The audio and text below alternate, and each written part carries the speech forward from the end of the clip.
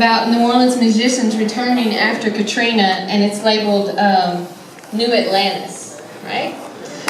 He's the editor or co-editor on a book from the Rolling Stones called Guide to Jazz and Blues. And it's an honor for us to have you here today, Mr. Swenson. Right done.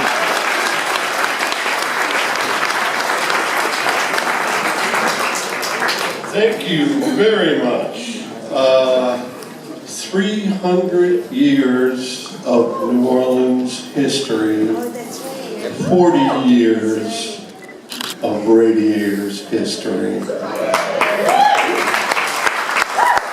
That works out to 11.33% of the whole time of New Orleans.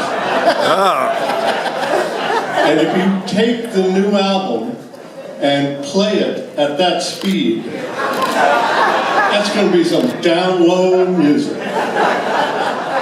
Now, my remarks. The greatest musicians are both a reflection of their times and a link to the timeless nature of art. The Radiators are such a great music tradition, a magically balanced quintet whose influences reflect their Louisiana roots and the larger world they grew up in during the 1960s. Keyboardist, vocalist, percussionist, and songwriter Ed Volker dreamed his way into music, listening to the radio as a child in uptown New Orleans, drinking in the lessons from local greats like Louis Armstrong, Taylor Roll Morton, Champion Jack Dupree, and Professor Longhair, along with blues, jazz, and R&B, and the early rock and roll that shaped his identity. Volker's childhood friend, Camille Baudouin, brought a lineage of Cajun music history, a deep understanding of guitar rhythms, accents, and leads, and a smiling disposition to the mix.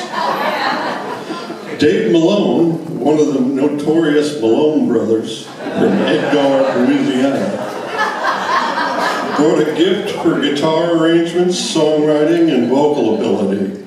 Malone became the band's frontman, working with Volker on his songs, writing some of his own, and helping to evolve creative approaches to the many deep track covers the band performed in wildly creative late-night shows at local clubs.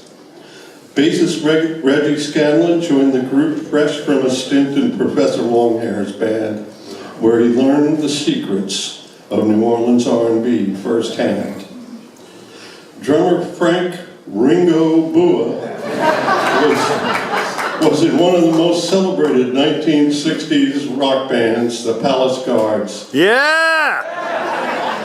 Who held court as one of the top groups on Bourbon Street before meeting up with Volker and forming several pre-Radiators groups along with Baudouin, including the legendary Rhapsodizers. Yeah! The Radiators span the period from when the giants of 1950s and 60s New Orleans rock and R&B still ruled the local scene to the post-Katrina era, when they helped inspire a whole new generation of musicians to carry on those traditions.